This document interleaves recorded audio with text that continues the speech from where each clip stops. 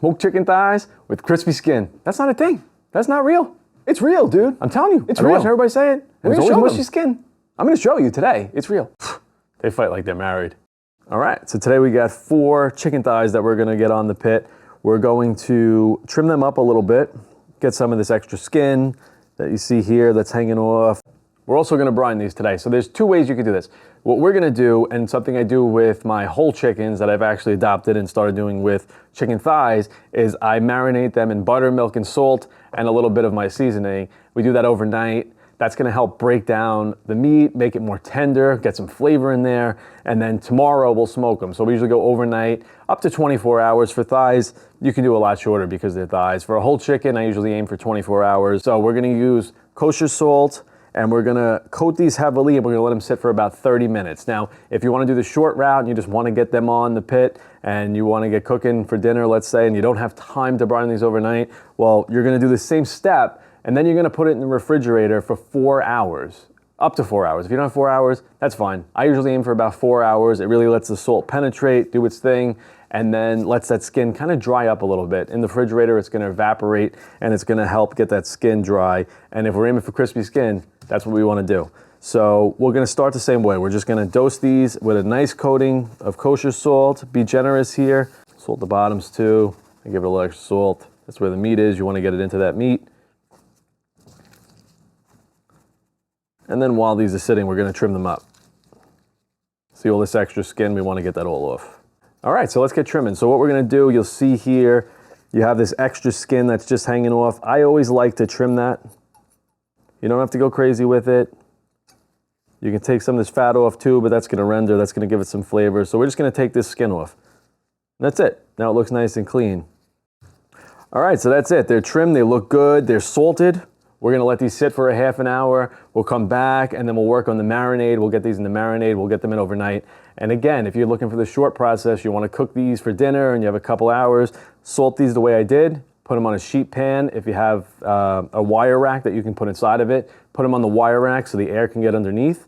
And then you're gonna put them in the fridge for 4 hours. You're gonna see when you take them out, the skin's actually gonna be pretty dry, much drier than they are now. They're wet now. It'll be a little more opaque. You'll be able to see through it, and that salt will have penetrated, and it's gonna give it nice flavor. So either way, it's gonna be delicious. Either way, we're gonna get crispy skin, but I'm gonna take it a step further because we are shooting a YouTube video. Might as well, right? And that's really it. I'll see you in a half hour. All right, so it's been 30 minutes, and here's what we're gonna do. We're gonna get these in the marinade, and we're gonna put them in the fridge, and we're gonna let them marinate overnight. Now again, if you're doing the other method, the shorter method, you're gonna have those in the fridge for 4 hours, and once they're done, you're gonna get them right on the smoker. All right, so what we're gonna do, it's actually pretty easy. So again, I've been using buttermilk. Buttermilk helps break down, with the enzymes, helps break down the proteins, helps really tenderize the meat, flavorize the meat. So what I like to do is, I like to get the chicken thighs in the bag. Now you can use a bowl if you have one, but you wanna make sure they're really covered. So I'm just gonna use a gallon bag here. I usually use this with a chicken, a good sized chicken, if it's a whole chicken. I'm just gonna throw these in. All right, you're gonna wanna use a pan. Don't wanna make any mess inside your house unless you're doing this and you don't really care, but I don't wanna make a mess in my studio. It's just my garage. We got our buttermilk, we have our kosher salt, and we have our rump shaker. You know me, this is my rump shaker, this is my all-purpose rub. You can use any barbecue rub. You can actually skip this step if you want. If you wanna throw a little rosemary, some garlic, have a little fun with this, you can. It's just gonna add a little flavor into that meat. I like to use my rump shaker all-purpose rub. It's got some nice flavors, a little bit of sugar, not too much, and it's low on salt, so it's gonna go well, obviously, when we're using salt to brine the meat. So first off, we'll do about 2 tablespoons of kosher salt. There's one. And I know it seems like a lot of salt. Don't worry about it. We're gonna get this cleaned up before we put it on the smoker. So really, there's nothing to worry about here. I know people get worried, wow, that's a lot of salt. We're just brining it. We're just getting into the meat, flavoring it. It's not gonna take on all the salt flavor. You have nothing to worry about. And then what I'm gonna do here, I'm just gonna open this up. Again, you can use whatever you want. You can skip this part. I'm just gonna put a little in there. This is just gonna help, again, get that flavor deep down inside of it. If you haven't seen it, this is my all-purpose rub, my rump shaker. Goes amazing on pretty much everything. It's being used by competition teams. Again, shameless plug in all my videos. On sale right now, 20% off using code SUMMERTIME. I'll put a link below into the description. I definitely recommend trying it, and I also have my beef rub coming out. It actually might be out by the time this video goes live, but if not, I'll put a link below as well so you can get it on the pre-order. All right, so what we're gonna do, we're just gonna take about 2 cups. This is 4, so I'm just gonna eyeball it and hit about half, but you know, you're more than welcome to use something like this. All right, we're gonna get that in there. Now you can't use regular milk. You can't mistake buttermilk with regular milk. It's very different. Regular milk might do something similar and help marinate it, but the buttermilk is gonna help really break it down. I think it's fermented or something like that. It's cultured and it's gonna actually go in there and start breaking down the meat a little bit. Not too much. It's not gonna ruin it and make it soggy and mushy. It's just gonna help tenderize it a little bit. That's it, it's good. And it's covered. All right, so we're gonna seal this up. Get that air out. Make sure it's sealed for this part. Definitely double, triple check it. All right, now we're just gonna get it in there. Now all that seasoning and the salt is all coming out. You can see it just moving around in there. You really wanna get this all over. So make sure you really mush it around good.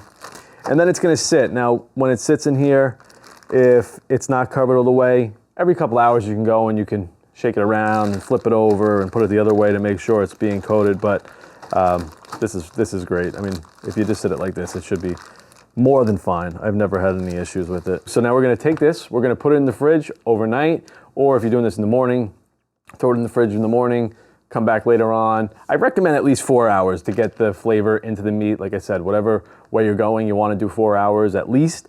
But when I'm brining it, I usually go overnight, usually up to 24 hours, but again, you don't need 24 hours. 12 hours is more than enough. It's definitely gonna flavor the meat. And then we'll come back tomorrow or later, or whatever process you're doing. We'll see you later.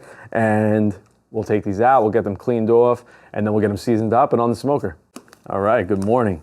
We are back. For the people that have been doing this since my time yesterday, good to see you again. I got my coffee, a little bit of bourbon in it. Just kidding, there's no coffee in there. All right, so it's been marinating overnight. It's really got in there now, so the flavors should have really penetrated through. It should have helped break down the proteins inside the meat, really start to tenderize it. And you're gonna see, this is just gonna really make it much juicier at the end. So let's take it out, let's see what it looks like. All right, this is gonna be a little messy. Yeah, that's beautiful. So you can see, now the buttermilk's gonna be on it. We're just gonna wipe this off. We're not gonna rinse it off. We're just gonna take paper towels, we're gonna wipe it down. We'll leave a little bit on there, that's fine. And you can just smell it. I mean, the flavor is amazing. And if you used a rub or any other flavorings inside the brine, it's really just gonna get in there. So you're not gonna really need to put any more on at this point. If you did the salt brine, then you're probably gonna wanna put more of the rub on, whether it's an all-purpose rub like mine or just your favorite seasonings, your favorite barbecue rub, whatever it is, you're gonna wanna probably put that on because you're not gonna have much flavor outside of the salt. But if it's been brining overnight in liquid like this and the flavor's in there, that's all you're really gonna need. All right, so we've had these all cleaned off. Like I said, there's a little bit of the buttermilk still on there in the seasoning. That's more than fine. It's gonna evaporate, it's gonna cook off pretty quickly. Nothing to worry about. If you salted these and you didn't brine them, you're gonna wanna season them. So what you're gonna wanna do is lift the skin up. You're gonna wanna get your fingers under that skin and you're gonna wanna season under that skin just to really get the flavor in there. Flip it over, put a little more seasoning on, and then season on top of the skin as well. That's really gonna help. What I'm gonna do, since there's already enough salt in these from the brine, is I'm just gonna go over the top with a little bit of freshly cracked black pepper and a little garlic powder, just to add a little flavor. You definitely don't want salt. If you have a low sodium rub or seasoning that you like to use, then you could use that. But again, there's already enough salt in here. I wouldn't go with something that's a little salt heavy. All right, so we're just gonna go over the top with the pepper. Again, you can skip this step if you're not a fan of pepper or garlic.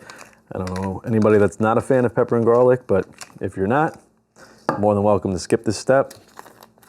Then we're just gonna go over the top again with a little garlic powder. It'll give it some flavor. I think it helps with the color. Not 100% sure there, but that's what I'm gonna do. One more thing I wanted to mention.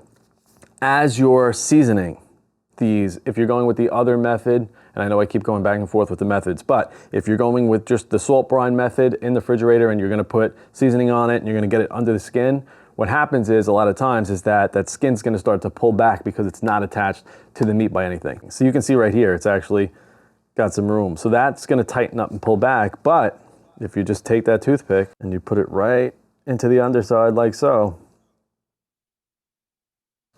boom. Now it's tied in Now it's not gonna go anywhere as it cooks. So it's just an extra step. You don't have to do it.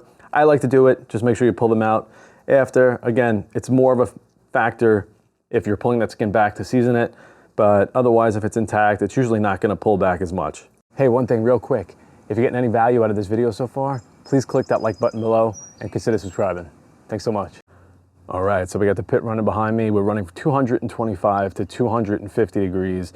This is gonna allow us to get a lot of smoke flavor into the chicken without cooking it too fast. We don't wanna get this temperature going. Right now, we just wanna get as much smoke flavor into this chicken as possible. And then after about a half hour, 45 minutes, once it's around 100 degrees, 110 degrees, we're gonna crank that heat up, throw some more splits on. We're gonna get it to around 325 degrees, and we're gonna finish off the cook from there. All right, let's get these on the pit.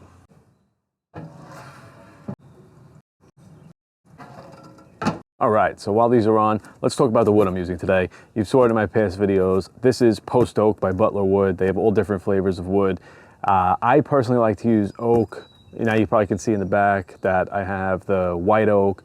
That's what I use most of the time on my bigger pits. But this is great for when I'm traveling and I just want to easily throw this in the car, make sure I have some wood on me, or I just want to get different flavors that I can't really get up here in the north. Like sometimes it's hard for me to get a lot of cherry or pecan. Here we go again with that. So getting it from Butler Wood really, really makes it easy just to supplement with the white oak that I normally use. They were actually generous enough to give us a 15% off discount code, which I'll post in the description below. Shipping is fair. If you live down south, it's probably cheaper. You can get it in much larger sizes. They even make smaller boxes, 8-inch splits, 16-inch splits. I'm not sponsored by them. I just like their wood. It's seasoned. It isn't kiln dried, which I like better. Usually you get more flavor that way. So if you're looking online, you're trying to get different types of wood for your smoker to experiment with the different types of meat you're doing, Butler Wood is probably my favorite choice if you can't get it locally or you can't get certain types of wood locally. All right, so that's it. Let's get back to the cook.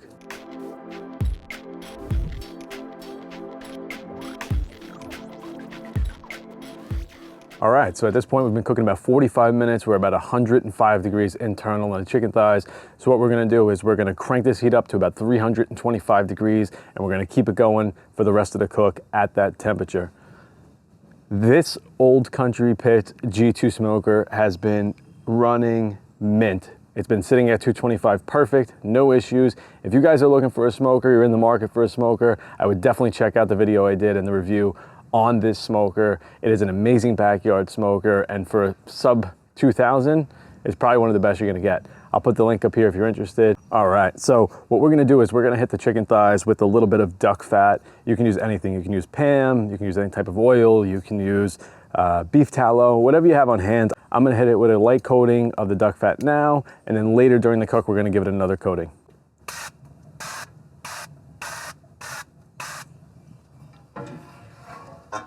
All right, and that's it. We're gonna let it rip. I'd say probably in 45 minutes, we'll check in, we'll see how everything's doing. This is the part where the skin's gonna crisp up. Now, if you have an offset smoker or a smoker, a pellet grill, whatever you're using, if you have the top rack, usually the top rack is much hotter, and that's usually where I put chicken thighs to finish off, or any type of chicken or ribs where I wanna finish it off because the heat is higher up there.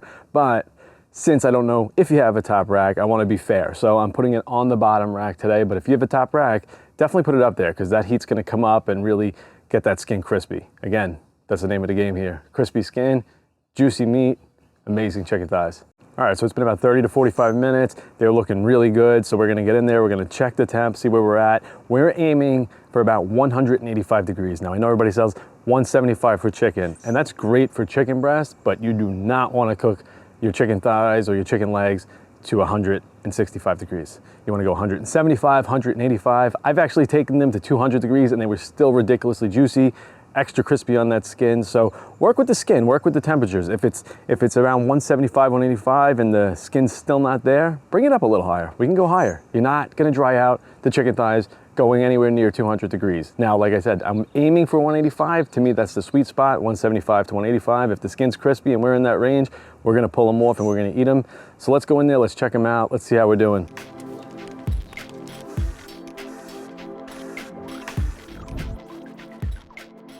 All right, this is it. This is the moment we've been waiting for. So we let them rest for about 10 minutes. We saw they hit about at 185 internal temperature. We let them cool down, let the juices contract back into the meat. Obviously, we don't want to take a bite into 185-degree chicken thighs. So look at this. This is crispy skin. It's cooked beautifully. They're still dripping. You can tell they're juicy. We'll find that in a second though. But look at this. I mean, you could just hear that. And you could pretty much just break it off. It's so crispy. Let's give it a bite. Let's see how we did. Oh yeah, that's crispy, baby.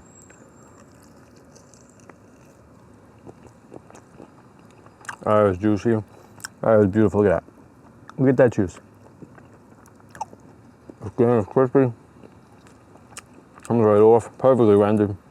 I told you, 185, 190. Still got a beautiful smoke ring in there. It's still ridiculously juicy. I honestly think it's a better bite when you go at this high of a temperature. I think everything just renders down a little more. You don't get any of that soggy bite that sometimes you get on chicken thighs when they're not cooked enough. So don't believe the hype. 165 is not a thing when it comes to chicken thighs. Take it higher. 185, 190. Get that skin crispy. Get that everything fat, everything in there rendered juicy. I can't stop. I can't stop. This is good. That's gonna be one of the best chicken thighs you've ever had. That's good. It was real good. I told you it's real. I never doubted you for a second. All right, as always, thank you so much for checking out my chicken thigh video. There's actually a link to the recipe on my website if you want to check that out as well. I'll put the link in the description below. If you got any value out of this, if you like what I'm doing, please consider subscribing, like this video, turn on notifications so you get notified when I put out new videos. We got a ton of giveaways coming up. Thank you so much for checking in. God bless and have a wonderful day.